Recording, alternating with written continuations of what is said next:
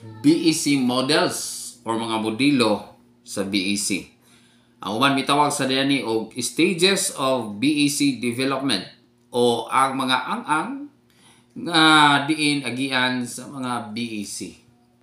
So ang una kini gitawag og modelo nga gitawag liturgical model.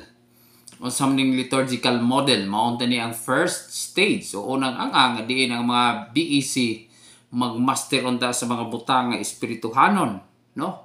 Nagseminar siguro, naghatag siguro og pagtuon mahitungod sa mga kasaulugan sa liturhiya, sama sa misa o mga kasaulugan. Apil ang pagtuon ini gitawag og prayer meeting. So mao ni ang mga focus ning gitawag og liturgical model. Supposedly mao kini ang una nga ang nga gianan sa mga BEC. Ikaduha, kining gitawag og developmental model or developmental stage.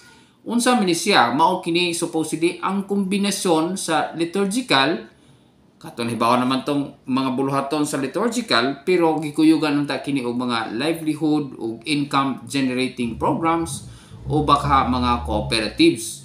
Mao kini ang tuyo ni ani. Pero again, dili ni buwag siya sa mga spiritual activities or religious activities sa liturgical, no? Ikatulo, kining gitawag og prophetic liberational.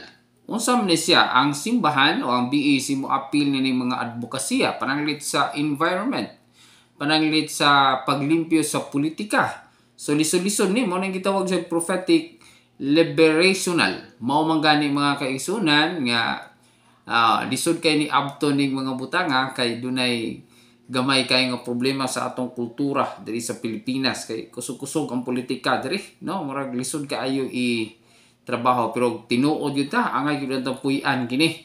But then again, kombinasyon kana siya, no? Mao man gani nga ikopat nga stage mao nga integral. Unsa man ang integral? Kombinasyon na gid unta ni sa tanan nga mga modelo.